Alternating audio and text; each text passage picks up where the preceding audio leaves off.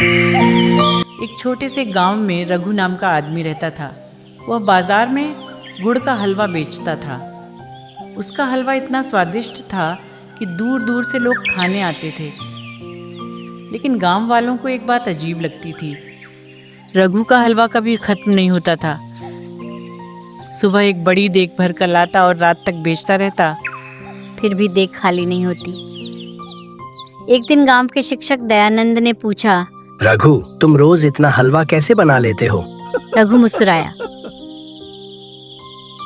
बस भगवान की कृपा है। लेकिन यह जवाब सुनकर दयानंद को संतोष नहीं हुआ। उसने सच्चाई जानने का फैसला किया। उस रात वह चुपके से रघु का पीछा करने लगा।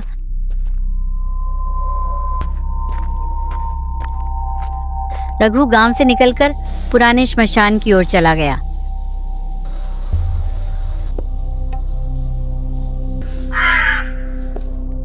अमावस्या की रात थी। चारों तरफ घना अंधेरा था। श्मशान के बीच एक टूटा हुआ कुआं था। रघु उसके पास पहुंचा और बोला, मालिक, मैं आ गया हूं। अचानक कुएं के अंदर से भारी आवाज आई। आज क्या लाया है? रघु ने एक थैला खोला। उसमें गांव वालों के घरों से चुराई गई चीजें थीं। किसी की चांदी की पायल, किसी की अंगूठी, किसी का ताबीज। बहुत अच्छा। अगले ही पल कुएं से काला धुआं निकला और रघु की खाली देग में समा गया। डरा हुआ दयानंद ये सब देख रहा था। अगली सुबह वह गांव वालों को साथ लेकर श्मशान पहुंचा, लेकिन वहां न कुआं था, न कोई निशान। सब लोग उसे झूठा समझने लगे। उधर रघु पहले से ज्यादा हलवा बेचने लगा।